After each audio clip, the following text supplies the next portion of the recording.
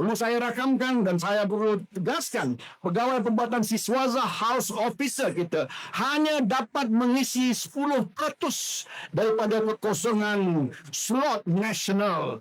Itu satu ingatan dan cabaran bagi KKM.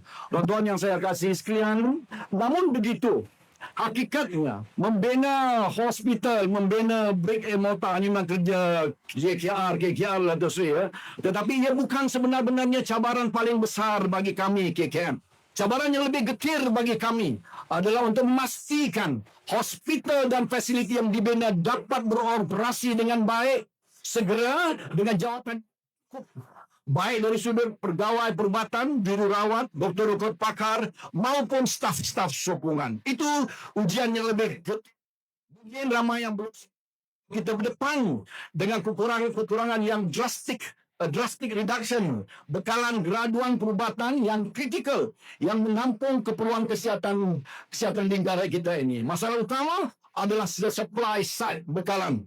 Mana pengambilan pertama bertahun ini perlu saya rakamkan dan saya perlu tegaskan, pegawai perubatan Siswaza House Officer kita hanya dapat mengisi 10% daripada kekosongan slot nasional. Itu satu ingatan dan cabaran bagi KKM.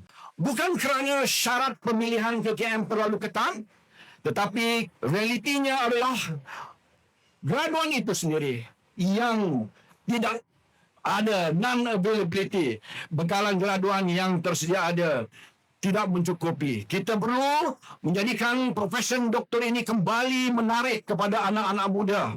Hari ini pembelajaran STEM juga merupakan satu yang tidak diminati mereka. Langkah yang berani, bold action perlu ditambah baik menggandakan penghasilan graduan perubatan.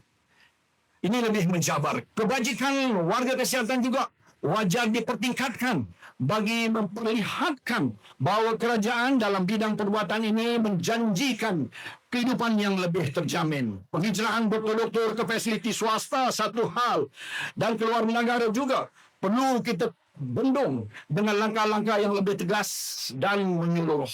Itu cabarannya Kementerian Kesihatan, cabarannya Menteri Kesihatan ini. Usaha ini pasti memerlukan kerjasama semua pihak untuk menyelesaikan. Saya memandang kepada Tan Sri KSN bersama kita pada petang ini, yang saya mengharapkan akan dapat memberikan ruang, bukan kerja KKM semata-mata, dalam mengembling idea dan tenaga untuk kita rungkaikan permasalahan ini secara lebih tuntas dan lebih berkesan.